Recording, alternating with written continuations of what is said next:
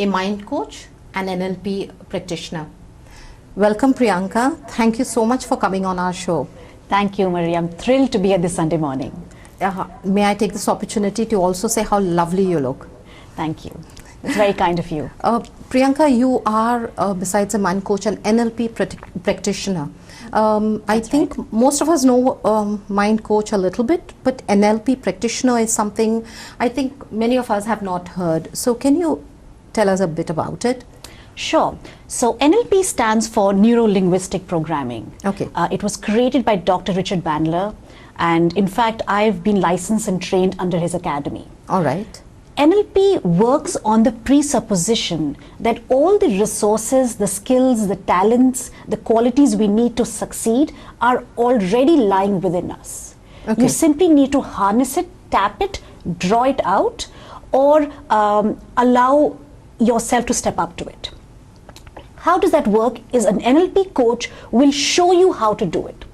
So a coach typically is designed to train you with the tools and techniques to make you self-sufficient, and that is the difference between coaching and anything else in terms of a support system, because they are designed to make you empowered and independent enough. So NLP believes that linguistic structures, which is language, right, the neural pathways in our brain and behavior are connected. Okay. So if you're able to tweak, train or make shifts either in neural pathways or in your linguistic structures, which is your language and your words, you will achieve desired behavior outcomes or goals or any specific milestone that you want to achieve, personal or professional. So NLP helps you to tweak your neural pathways, your linguistic structures, and achieve a behavioral outcome. Okay, so it has a lot to do with words as well? Very largely so, because we're all energy. Right. Your energy, I'm energy, you know, the camera that's facing us is energy.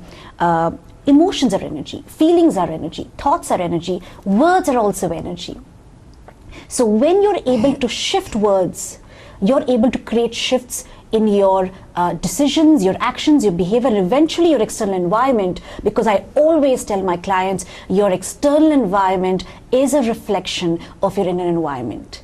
Shift that and you will see, you know, beautiful changes and splendid shifts in your external environment.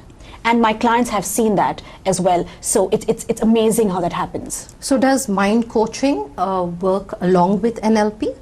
Yes, definitely does. So NLP is a one of the tools and techniques that I use.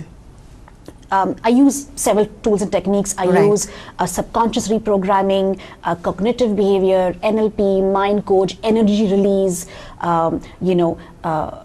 defining mental commands.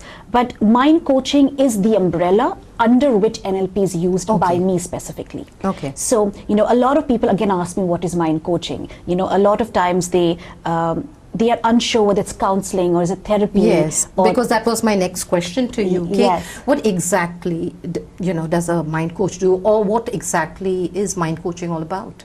Right. So mindset is everything, Maria. You know, from the time you wake up in the morning to the time you lay your head on your pillow, it's your mindset that is driving your thoughts, your feelings, your emotions, your beliefs, your values, which in turn is driving your daily behavior, your daily decisions, your daily actions, what you think of yourself, your approach towards life. So if you have a positive mindset, you create positive decisions and actions for yourself. You create positive events and experiences in yourself through the process of law of attraction, which is how energy works. It's the biggest law in this world right now. So if you're able to shift your mindset, that shifts. So how does it work? Let me just explain to you in very, very practical terms. Yes, of course. Our mind is composed of two parts. We call it duality of the mind. All right. You've got your conscious mind, which is your logical mind, your thinking mind, your rational mind. So right now you're listening to me through your conscious mind. Right. But a lot of people don't know that your conscious mind is just 10% of your mind. 90% of your mind is your subconscious mind. So think of your conscious mind like the boss. The boss gives instructions to subconscious mind. Right. The subconscious mind picks up the instructions. Whatever the boss says, the subconscious mind creates in your life through your events and experiences based on law of attraction. So if you think that you attract what you think, you are mistaken. Let me burst that bubble. You attract what you believe and not what you think, because what you believe is sitting in your subconscious mind. Right? So one of my favorite examples that I give my clients is, say you want to get married. All right. So your conscious thought is you want to get married. You think of the kind of life partner you want, the kind of marriage you want, the kind of wedding you want, the kind of life you want to lead. But your subconscious mind belief systems could be, I'm too old. All the good guys are taken. I'm only getting uncles and aunties. There is a certain age to get married. Beyond that, no. Sorry, you're not going to get married. Which is what society tells us. It's called societal conditioning, which is what we hear from our parents, our family, or the environment. Or, I actually am quite happy being single. I don't want to really get married, even though my thoughts are I should be getting married. Right. Or, I have a fear of commitment. Or, what if my life changes and I can't follow my career after marriage?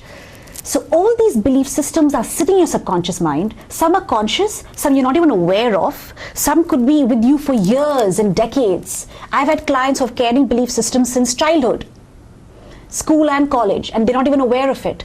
And they don't realize that their life is reflecting those belief systems. So when you shift your mindset, you shift your belief systems, and you create life transformation shifts in your external environment. Okay. So basically you're saying if you really, want something, like you desire something right from your heart and you condition your subconscious, yes, you can achieve that. Absolutely. If you can imagine it, it is possible. Yes. Okay. It's as simple as that. If it's not possible, you would never have imagined it. Right? So a lot of times in our conscious paradigm, we have certain preconceived notions about life, decisions, how things should be, right, what is possible, what is not possible. But do you think Newton and Graham Bell and Einstein and Picasso and Michelangelo got those beautiful inventions from the conscious mind? No, it came from somewhere way beyond, which is subconscious mind. In fact, a lot of their inventions and ideas came in their sleep.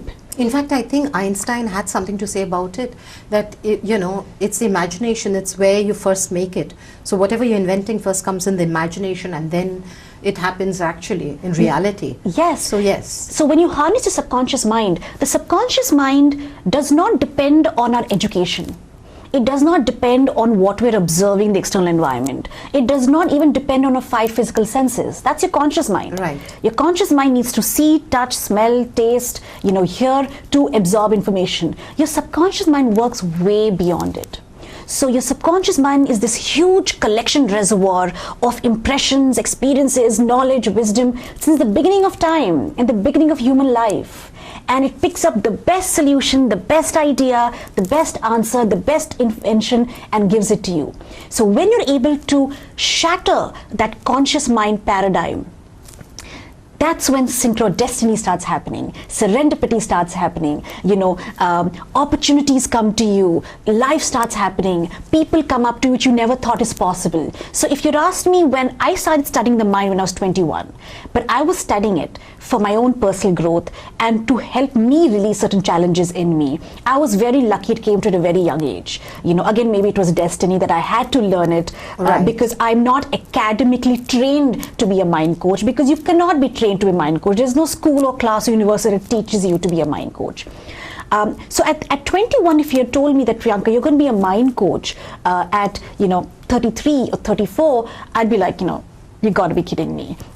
I was in a full-fledged job with Marriott India, and that was what I thought was going to be my career for the rest of my life, in hospitality. But that opportunity came from the subconscious mind and not from here, because I didn't even know that a mind coach existed at 21. Right. And here I am today speaking to you. So would you say faith has a lot to do with it? I like to use the word surrender. Okay. Right. Again, I like to use the word surrender because it's very similar to faith, but sometimes faith can have other connotations to it. So I like to use the word surrender, wherein you're yielding, letting go, and allowing yourself to flow with the energy of the universe. See, the universe, and I call it the universe, you can call it God, cosmos, consciousness, is designed to make you succeed. There's no entity sitting up there with a laptop saying, I've got 2 units of happiness, I'm going to give both to Maria, and Priyanka doesn't get to be happy in 2020. Right. Energy is infinite. We don't wake up in the morning saying, I think there's less oxygen in the air today, or I think there's less water in the ocean, so I'm going to drink less, or I'm going to breathe less. We don't do that. Our lungs don't tell us, sorry, No. Priyanka, it's Sunday, I'm taking a day off, there's less oxygen in your body, please survive. Energy is infinite. All of us have access to the same energy and the same resources. Each one of us. It's like an unlimited buffet. You can take your fill, I can take my fill. Right? So when you're accessing this energy and you're flowing with the energy and you're surrendering to the energy, the universe is going to say, finally, Priyanka, I'm here to allow you to succeed. I was waiting for you to step up. Now I'm going to use all my power and push you ahead. Right. And that's why when people surrender, people, like you said, have faith, or they relinquish certain decisions to God or the cause of the universe, miracles happen, and they're able to achieve things which they felt was not possible, because it's the energy of the universe that is actually driving you to it. It could be a prayer, it could be a mannat, it could be a decision that you take, that I'm going to fast for a couple of days, or take a prasad in a temple, or light a candle in a church, various forms of surrender or faith you have. Or you can just simply say, I'm sent to the universe, you decide what's going to happen. The reins are with you, the car is with you, I'm right back listening to my music, watching the rain, and you take me to my destination. But this is also not the easiest tool. Yes. To shift your subconscious mind, this is actually one of the toughest tools. It is, in fact. You're making it sound very easy. Yes. I from personal experience, I know there are so many times I've made decisions and said, okay, I'm going to let God take over. Yes. But then, as I suppose, as human beings, we all like to put in and do a 2-bit, and say, oh my God, and worry, will it happen? Will it not happen? What am I to do? Am I supposed to do something more? Or should I just step back? Well, we all do that, you know. Priyanka, you're making it sound very easy, but from my past experiences, I know that it is not as easy as you make it sound. Absolutely, and that's where conditioning of the mind comes in, because like you just said, as soon as you decided to surrender, you had objecting thoughts in your mind. Absolutely. Will this happen? Will it not happen? It's never happened before. It's taking so long. Maybe it's not going to happen. I can't see it happening. Because the thing with human behavior is that we need proof. We need evidence. We need something physical, tangible in front of us to believe it. And we want it fast. And we want it that's fast. very important, Yes. because we all want it very fast. And we want it We are fast. living in this age where everything is jet set. So whatever we want, and we say we are putting our desire out there, and we want to do something, but we want it now, or we wanted it yesterday. It's not, we are going to give it time. So Yes. I suppose patience is another thing that plays a very important role. Correct. Because those objecting thoughts are simply going to reverse your surrender process. Because that's not surrender then, if you have objecting thoughts. Right. And self-doubt and uncertainty. So that's when you condition your mind, you train your mindset, your negative thoughts, you drop your mental noise, you drop your negative thought patterns, you increase your positive thought patterns, you release negative energy out of your body, and you attack it on various ways, and then surrender. But once you get there, then it's free flowing, because the universe, like us, likes speed. Right. The universe does not like delays. It's just like us. So then the universe starts working with speed, and I know from personal experience that it's happened to me at least twice when I've decided to surrender, and my life has transformed in a matter of 2-3 months. So anybody can do it. You just have to train yourself to do it. Once you do it, the mind sees evidence and proof and says, I did it. And the next time it gets easier, and the third time it gets easier, because the mind starts believing that you can do it. And there again comes the belief system. Right. It sounds very exciting. Yes. I'm hoping that, I'm sure all of us must be waiting, okay, when is going to happen to us, and when will we be able to harness, that potential, that energy that is so endless. Priyanka, my next question to you is, with mind coaching, I mean, we are all aware that there are benefits, but can you, explain a few of the benefits in a little bit of detail? Sure. So there are generally two sets of people who'd come up to me and want to hire a mind coach like me. So one set of people are people who have a certain challenge or a limitation in their life. It could be personal or professional, and they want to rewire their conscious mind or reprogram the subconscious mind to release it. So things like, I have a fear of public speaking, very common. I stress, I have this fear, I'm scared of this, I procrastinate, I have anxiety, I have panic attacks, I feel low, I get into minor depression, I overthink, I'm oversensitive, I'm over-emotional. These are very common statements that come to me for a mind coach. So that's one set of people who, if they hire a mind coach, are able to release all these challenges. And typically it does not take the subconscious mind more than 28 days to reprogram. It's not because I'm a brilliant mind coach or my clients have exceptional subconscious minds. That's the way it works for everybody. So among my client body of work that I've seen in the past 2 to 2.5 years, the average that I've seen in shifts is 3 to 4 weeks. Wow, that sounds yes. That sounds very promising. I mean, is it like for everyone? Does this happen for everyone? For most of them, unless it's something very deeply ingrained. Like I've had a case of minor depression. I don't take cases of major depression because that's clinical and that requires a psychologist and a psychiatrist. But minor depression, yes, and it stemmed from a fear of death. And this gentleman who was in his 50s, who was carrying it almost for 20 years, built up over years, he released it, the first ring of his depression, in 45 days. All right. In 45 days. So that's the most that I've seen. But most of my clients have seen a shift in 3 or 4 weeks. It's a journey. It's not an overnight thing. But once you start shifting in 3 or 4 weeks, then it continues, and then you see permanent shifts in you. So when you're speaking about, like you said, 3 or 4 weeks, so it is, it's a session that happens either, can a person do mind coaching on their own? I mean, is it possible? So the way I work is, like I told you at the start, I want to make my clients self-sufficient. Okay. That they should not need me after a certain Right. point in time. Because every phase of your life and every stage of your life requires a different you and an upgraded you. Okay. And if you constantly are handicapped requiring external support, that's only going to limit you. Right. So the tools and techniques that a mind coach teaches, for that matter any coach, is designed to make you self-sufficient, that tomorrow if there's another challenge comes your way, because we all have challenges that come our way. Of course. I have to do mind coaching myself sometimes, because I also have challenges in my life. But as long as I know how to do it, I can do it on my own tomorrow or 1 year later or 5 years later, and I will achieve the same results because the mind is the same, the reprogramming is the same, the techniques are the same.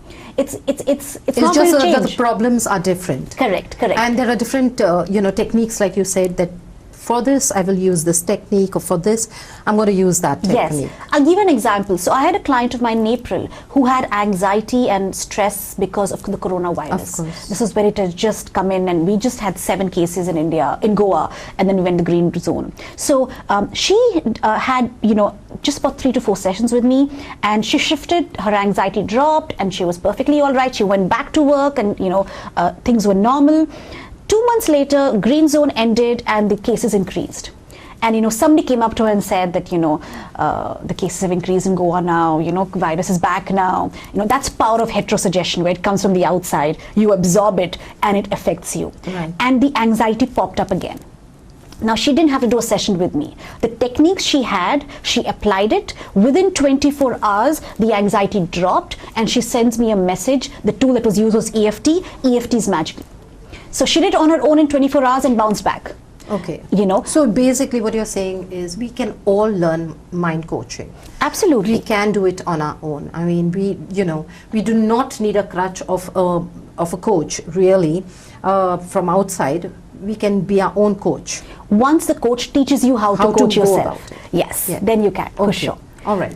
So I was just coming to the benefits sorry. of it. Yes. Yes. So that's one benefit of it. The second set of benefits is that in very, very simplistic terms, a mind coaching helps you drop your mental noise.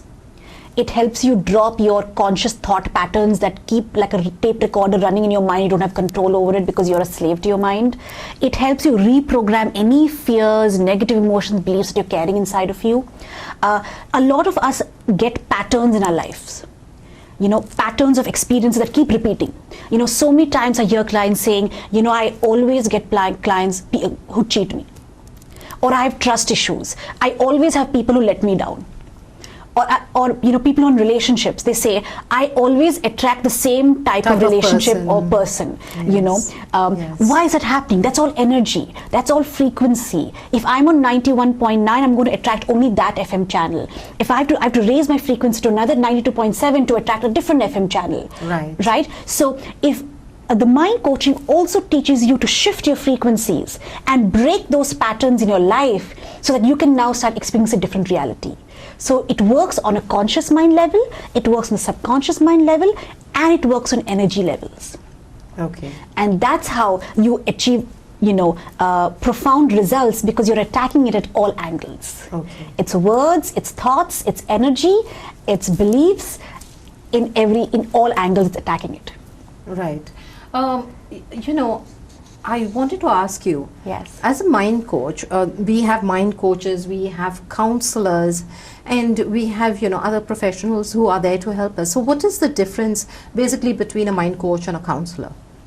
So a counselor or a therapist typically have sessions over a period of time Yes. that help to address a specific challenge in your life or a specific outcome. It could be, relationship, marriage, career, any other personal limitation, problem.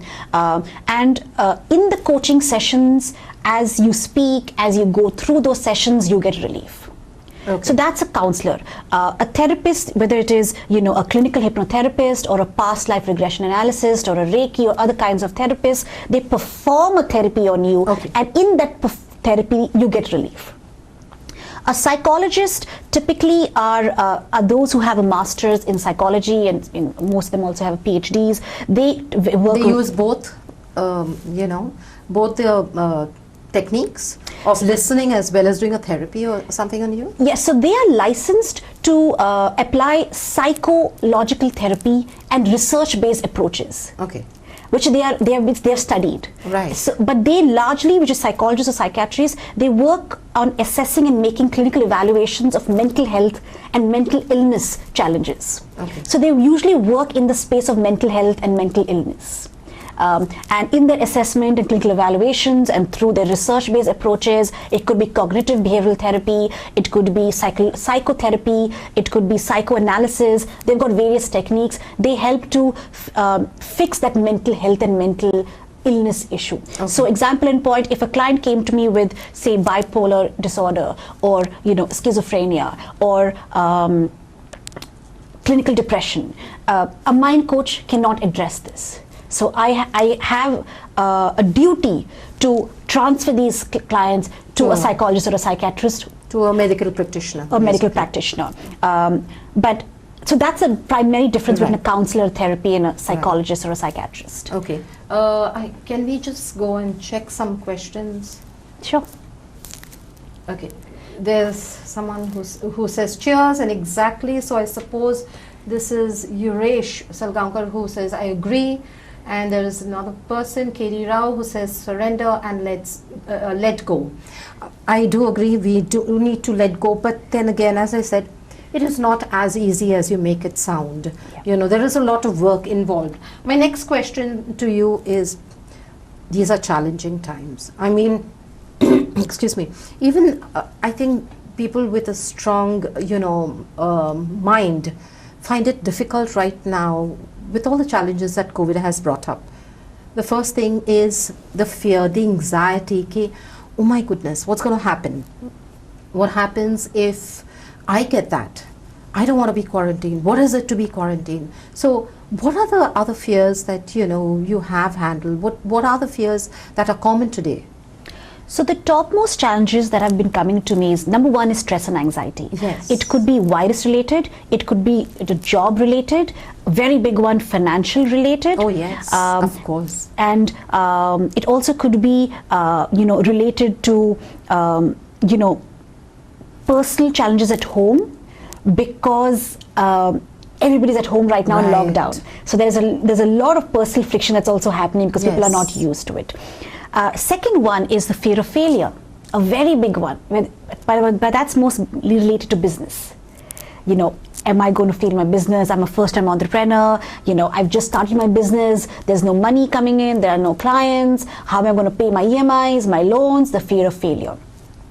The third thing, very interestingly, is there are a lot of clients who are stuck and lost.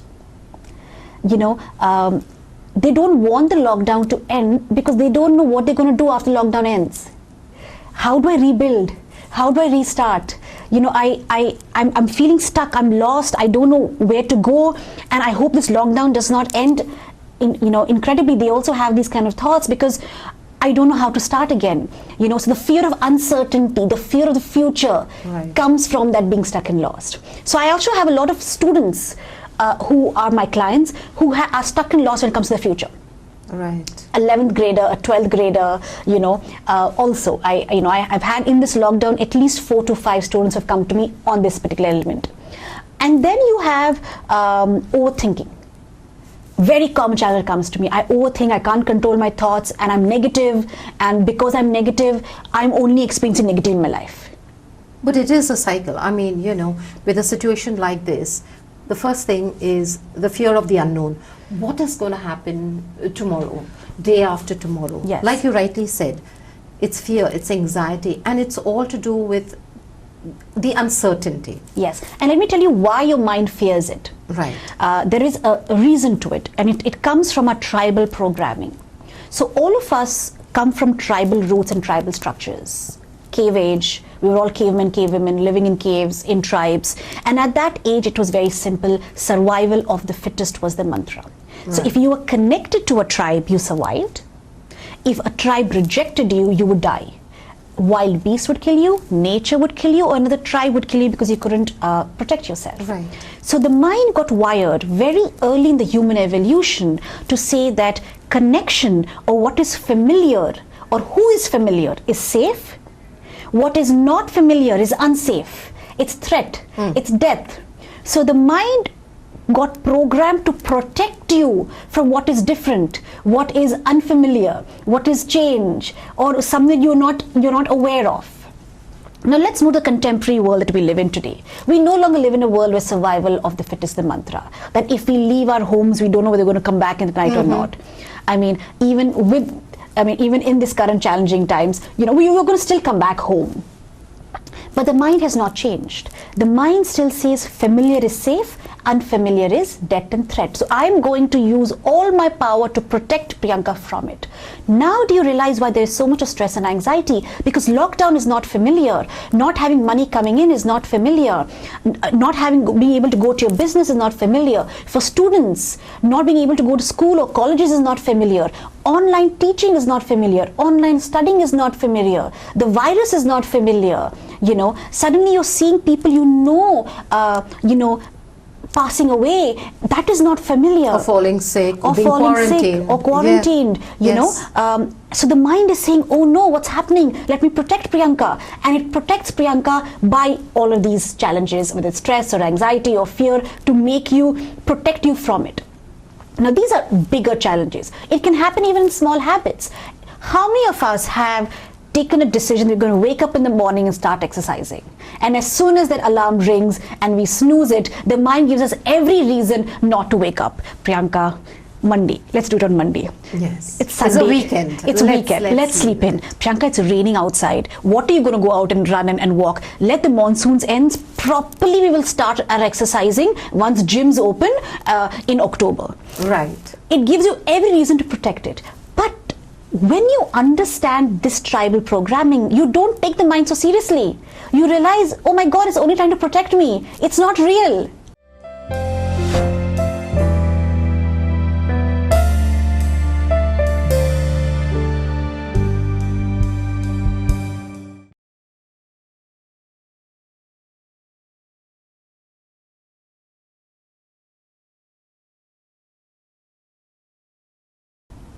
So you're going to push back. You're going to push back saying, no, I want to wake up in the morning. I want to get lean. I want to get more fit. I want to get more healthier. You do it once, you do it twice, you do it thrice. Fourth, fifth time, the mind stops objecting because it's got familiar with it and it becomes you. So your mind learns through repetition. You keep training it through repetition till it becomes you. It becomes a habit. Yes. So, stress, anxiety, and all these challenges is simply your mind protecting you from what it finds unfamiliar. Right. So many of us have got used to lockdown.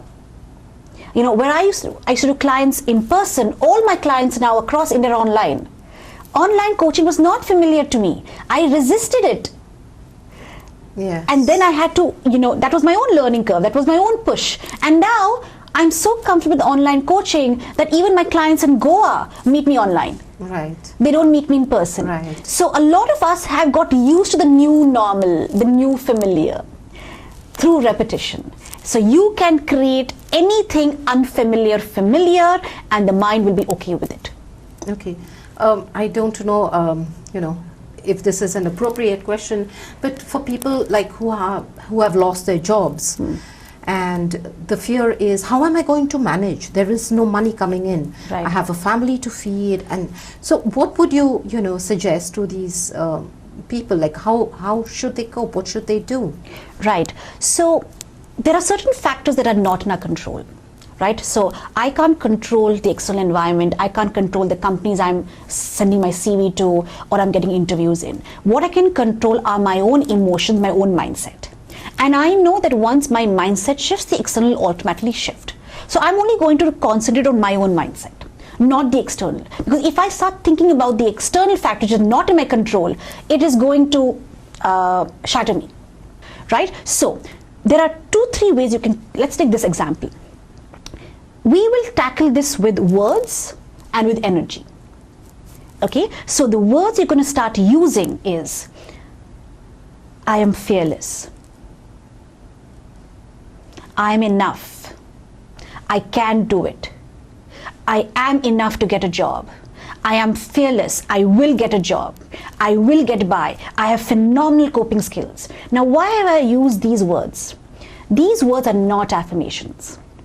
I'm not a very big advocate of affirmations. I find affirmations very vague and ambiguous, and the mind objects to it. What's the difference? So affirmations are, I'm grateful, I'm abundant, I'm a rock star, I'm confident, I am living my life in abundance, I am a money magnet, I'm a magnet of love.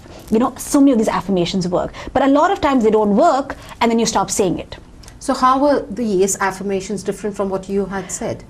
Because your subconscious mind was born free, enough, fearless, with no negative emotions or fears. Have you ever met a baby or a toddler or a young child who has a fear? They don't even know what's a fear. They have no negative emotions in them. So your subconscious mind is born whole. So if you ask a 4-year-old, to go up and sing a song, recite a poetry, or do a dance, they'll happily go and do it in front of uncle and auntie. Yes. You ask an older kid, how katlena? I'm not a child anymore. Inhibitions have set in. So no subconscious mind is born with it. So when I say I'm fearless, I'm enough, I have phenomenal coping skills, these are mental commands and not affirmations. The mind cannot object to this because you were born like this. So basically it is a universal truth that you're saying when you say I am enough, I am fearless. Yes, it is a subconscious, it's your original authentic state. It's how you were born. So when a mind coach gives you mental commands, they give you commands that the subconscious mind is already familiar with and aware of. So as soon as you say I'm fearless, I am, I have phenomenal coping skills, I'm enough, and you repeat it through repetition over a couple of days, the mind says, yes, you're right, familiar. I remember I was born like this. Yes, you are enough. Yes, you are fearless. Of course, there are various techniques to it, but I'm giving you a broad aspect to it. So you start off with these commands. Now, these are words, and we know words are energy too. But tell me something. Can energy be destroyed, Maria? No, absolutely. Can you create energy? I think it's already there, so we are shifting it, is it? Perfect. Energy cannot be created, destroyed, it's already there, it's infinite. It just gets transferred, isn't it? It gets transferred or released or transformed. So I can take a glass of water and transform it into ice, or I can transform it into steam or vapor, which I'm transforming the energy, but I can't destroy it.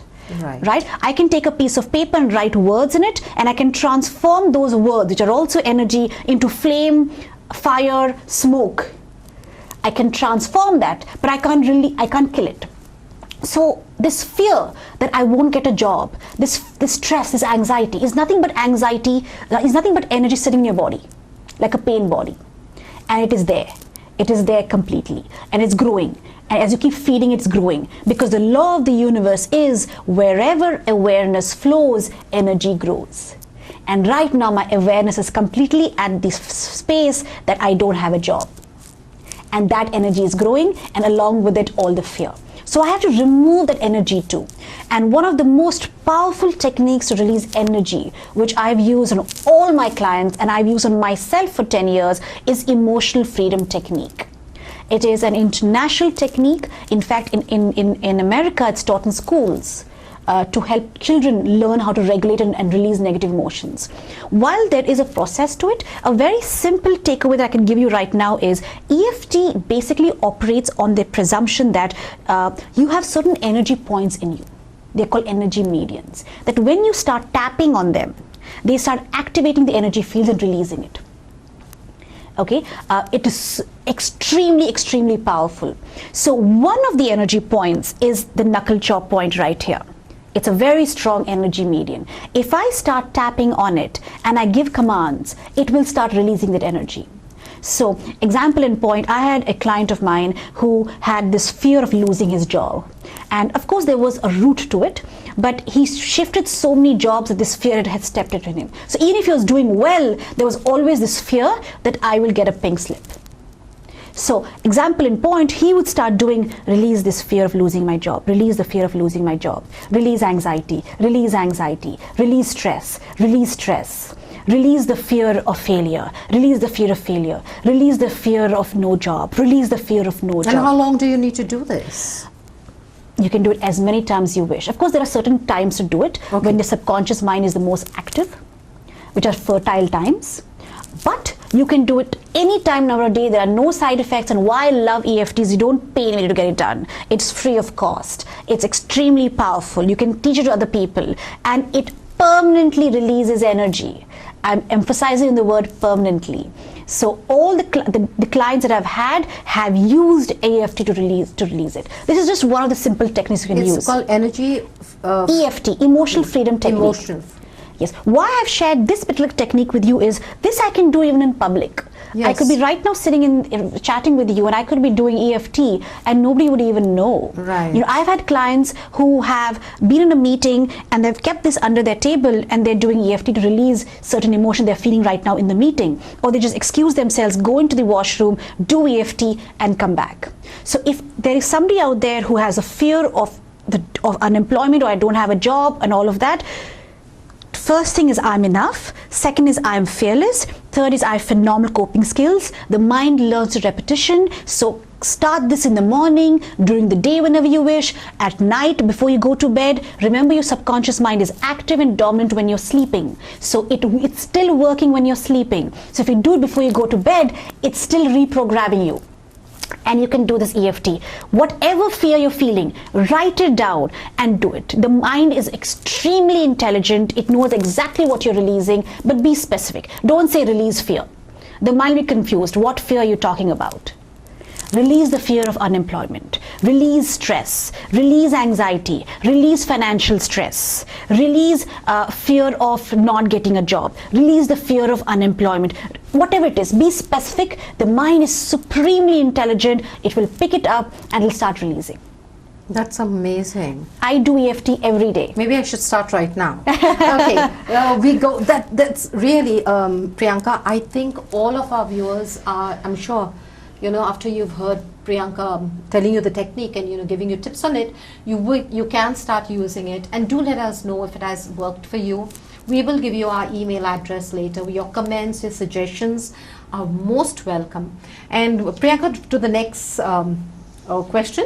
Yes. Where do we acquire such fears you know, and a negative belief system, where does it come from? Like you said, a baby when they are born, you know, or is born, or even toddlers, they have no fear. They want to climb, you know, the ladder in the park, and the parents keep running, oh my goodness, no. But the child doesn't know it. Exactly. It just does. Exactly. So when does this come in?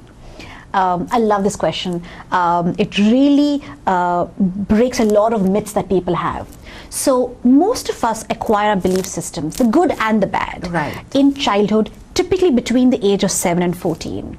I've seen it in certain clients in college as well, but majority see it in this age group, 7 and 14. Right. And they usually come from two sources. One are your family and your parents, and the other is your school. Because at that age, the two biggest role models in your life are your parents And your teachers. Absolutely. So whatever they tell you, you will pick up unquestioned, unfiltered.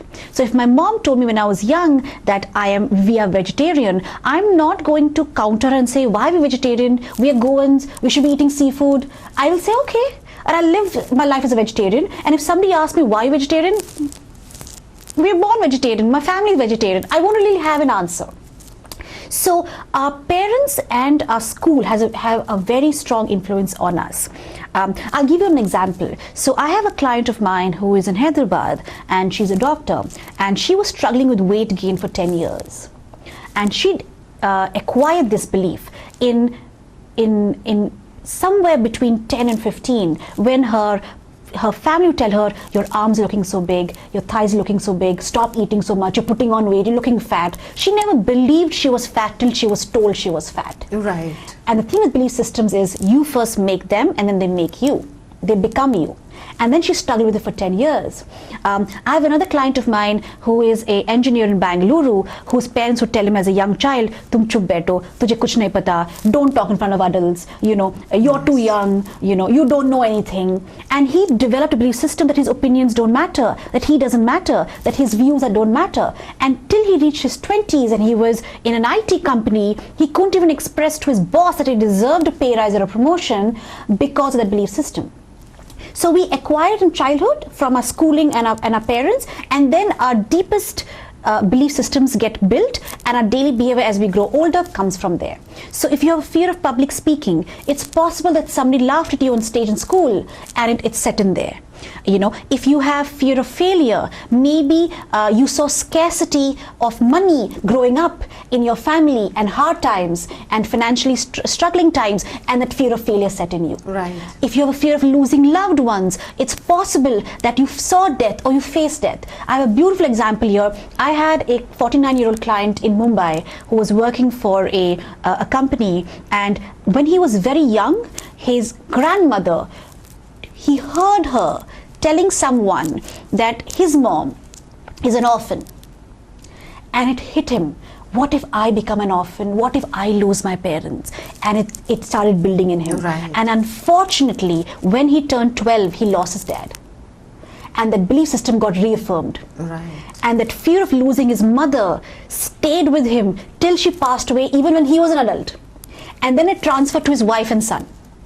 And in this corona times, it just Expanded. spiraled. Yes, exploded. Right. You know, so you could acquire any of this. Low confidence, bullying. I had a client of mine who was in a colony in Bombay as a young child, and they were playing, you know, den, and you know, and some of the older kids started bullying him, and he ran away because he got scared. And that incident stayed with him all his life, saying, why did I run away? Why couldn't I face those bullies? My cousin did it, but I couldn't do it. And now he's playing with them. Inferiority complex, basically, the person must have. Yes, and he had it till his old age. Okay, we have a few questions. Yes. Okay. They're asking about, there is Harshad Pawar who says, it's a long unprecedented holiday for young kids at this time. How we working parents should tackle it, basically asking how can, you know, they help their children during this time, maybe mind coaching for their children. So it depends on what age they are. Okay. Of course. He hasn't mentioned. Yes. I suppose it, you know. Yes, but you know, again, remember, like I said, all their belief systems come in childhood. Right.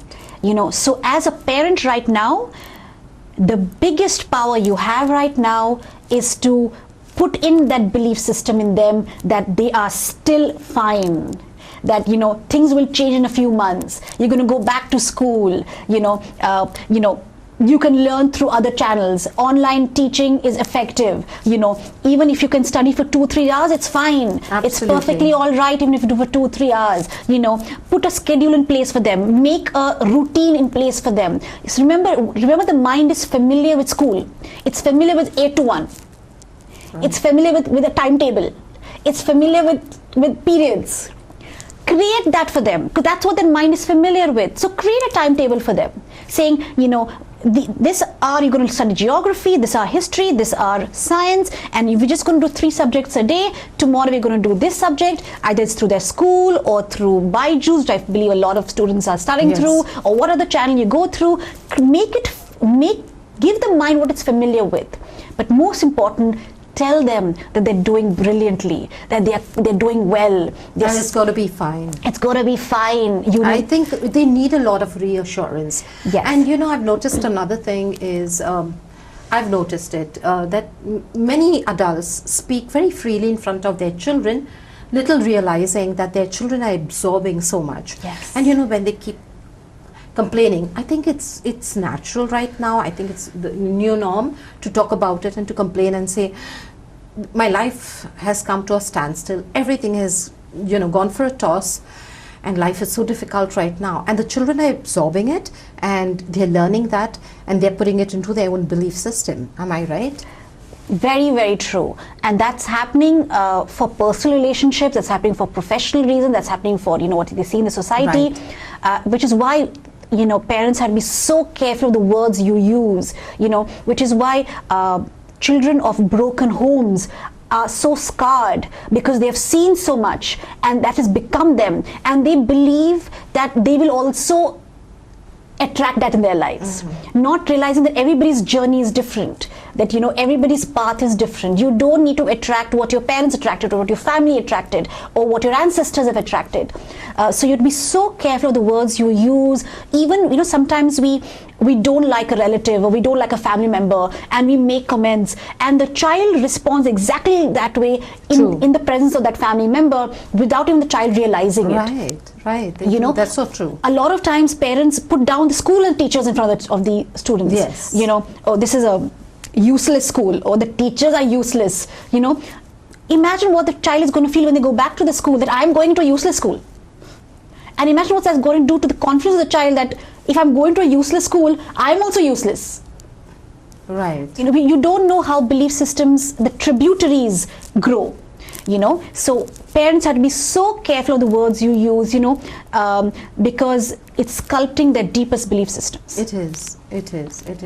There is Milind Natikar who is asking, what type of specific mind coaching do you need for sales professionals?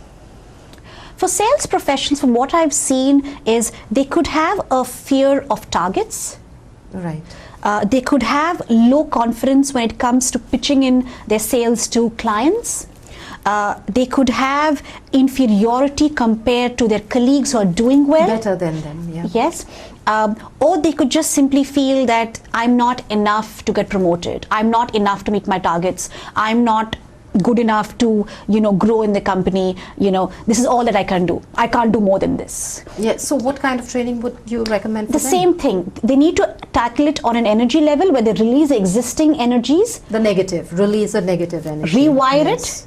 And then, so imagine if I put a glass of water in front of you, which is full. Right. If I keep pouring water in it through words, I'm confident, I'm fearless, I'm enough, I can do this, the water is going to spill out. Because the cup is already full.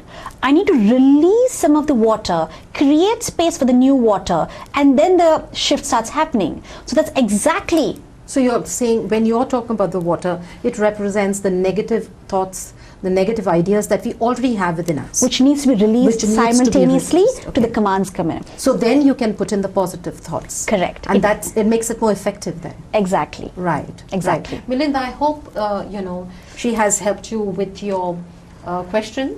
And yes, the next question we have is, You have answered it, which is what is the difference between mental commands and affirmations. Right. Now, I have read books on affirmations and how they work, but sometimes they don't. Sometimes they don't. We just have about 8 minutes, so a few more questions, Priyanka. I mean, this is really, really interesting, and I'm learning so much. I wish we had more time, but 8 minutes it is. So, could you answer this? Okay, why do affirmations sometimes do not work? The example of the cup. So I could use all the words to the moon and back that I'm confident, right, but my belief system is that I'm useless, right, I am not good enough, that I've always been told by my parents or family or relatives friends, that I'm not good enough, right, you know, that you know, something is wrong with me, or various other destructive commands that have come to me through heterosuggestion. So I could use all the words, but the energy is the dominant factor. The energy is the boss, not the words. So I need to remove the energy simultaneously along with the words, which is why sometimes affirmations don't work, because I could say whatever I wish, and then the mind is going to say, no, no, no, rubbish. No, no, this is stupid, this is rubbish. Yes, you know, affirmations don't work. Look at yourself in the mirror. You know, look what's happening in your life. Look what people are telling you. Look what you have experienced all your life. Do you really think you're confident? You failed all your life, and now just by saying confident, you're going to be confident. No way. The mind will object to it. So you have to tackle it at the energy level and the mind level, and anybody can shift anything, including Mr. Natika's staff who have, you know, who are in sales. Yes. They can remove that too. Right, right. The next question is, how do we practically inculcate positive thoughts daily?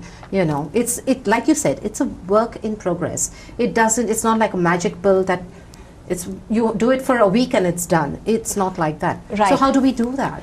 So the first thing to inculcate positive thoughts is to first drop the negative thoughts. Otherwise, there's no space for the positive thoughts. So some of my very effective and popular techniques that I teach to drop mental noise is, number one, drop the coal. If I was to put a hot burning coal in your hand, what would you do? You'd drop it, you'd fling it away. So if a negative thought or harmful thought comes in you, you should be able to drop the thought as well. Because can your hand move without your permission? No. Can your mouth open without your permission? No. But does your mind work without your permission? Yes. At the end of the day, the hand, the mouth, and the mind are all tools. They are your tools. It's just the difference is that everything else you are a master of, but here you are a slave to your mind. Right. So you start training the mind to start taking commands from you, because at the end of the day, the mind is just a tool. It's not you. You are not your mind, just the way you are not your hand and you're not your mouth. So the first thing you do is drop the coal. A negative thought comes in, Priyanka, drop the coal. It's a super effective technique. The mind immediately drops a thought. That's one. Another one that you could use is, Priyanka, are you present? The beauty of this command is the mind has to go in the now, in the present to answer yes. We mostly live in the past and in the future. The mind lives in the past and the Yes, future, we do, not you. we do, Yes, yes. yes, which is Yeah, why mind. it does. So it goes back or it goes forward, but it doesn't stay in. And as soon as you say, Priyanka, are you present? The mind has to come in the now and say yes. And as soon as you come in the now, the mental noise gets cut, because it's no longer in the past or the future. And the third technique that you can actually use is, so one is drop the coal, second is am I present, and the third thing is, I'm going to ask you this. In this moment right now, Maria, is there anything lacking in your life right now? In this moment? In this moment? No. Now, I'm sure you have your set of stress and tension and challenges in your life. But in this moment, you told me no. No, it Because isn't. the moment is always complete and positive and pure and whole. And the mind, as soon as it came in the now, it said no. It didn't remind you of all your worries and your stress and your anxiety or any of the challenges you're facing in your life right now. Right. So you train your mind to say, Priyanka, in this moment, right now, is anything lacking in your life right now? The mind has to say no. But what happens, you know, for me, I'm fine, I'm normal. But there are people who are sick out there, who are going through a lot of pain. And if they ask themselves this question, okay, are you all right now? Are you okay right now? The answer is no. What happens then? So these techniques cannot be worked in isolation. So when I'm using these these mental noise techniques, I'm also doing EFT, I'm also doing mental commands, I'm also doing other energy release techniques. It can't work in isolation. Right. You know, but I can't the whole day do mental commands. I can't the whole day do EFT. I can't the whole day do advanced energy release techniques. So if I'm at work and I have a negative thought in my mind, I have to drop it there and then to continue my work. So I am going to say, in this moment, Priyanka, is anything lacking in your life right now? No. Continue. Priyanka, drop the call. Continue. Priyanka, are you present? Continue.